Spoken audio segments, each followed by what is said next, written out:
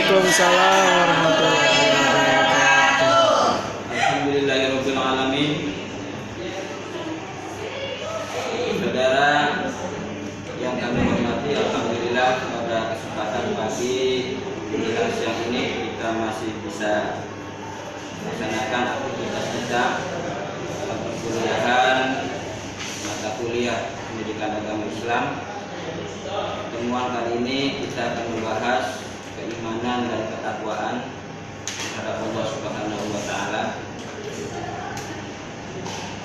Bagaimana kita tahu bahwa keimanan dan ketakwaan adalah dua fondasi yang tidak dapat dipisahkan, karena kedua-duanya ini merupakan bekal yang sangat dibutuhkan oleh setiap manusia.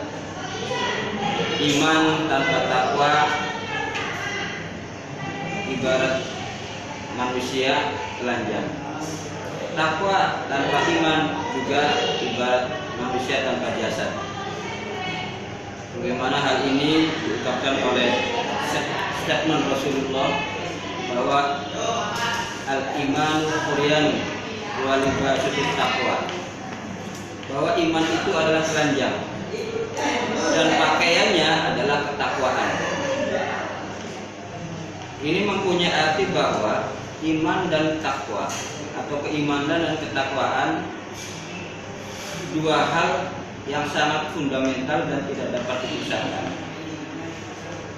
Bagaimana tadi sudah dianalogikan, bagaimana jasad manusia tanpa takwa itu artinya tidak punya pakaian.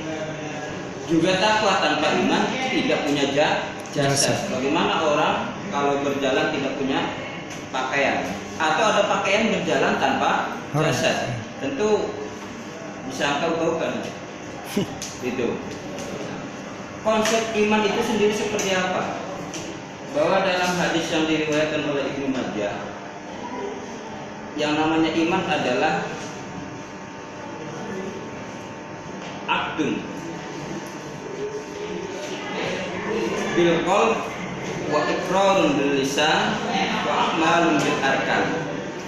Bahwa yang namanya iman adalah meyakini di dalam hati, kemudian mengikrarkan, melafadzkan, mengucapkan dengan lisan, dan tidak cukup sampai di situ, harus ada implementasi, yaitu amalun bil arkan, mengamalkan dengan segala perbuatan. Artinya bahwa keimanan selaras antara hati, ucapan, dan perbuatan. Ini tidak bisa dipisahkan. Orang beriman hanya dasarnya yakin saja, percaya saja, tanpa ada implementasi ucapan dan perbuatan, maka konsep keimanan yang seperti ini tidak bisa dijadikan sebagai iman yang sehakikatnya iman. Seperti itu. Nah, kemudian apa korelasinya bahwa antara iman dan ketakwaan? Bahwa jelas dalam ilmu teologi ada yang namanya tauhid rububiyah, ada tauhid uluhiyah.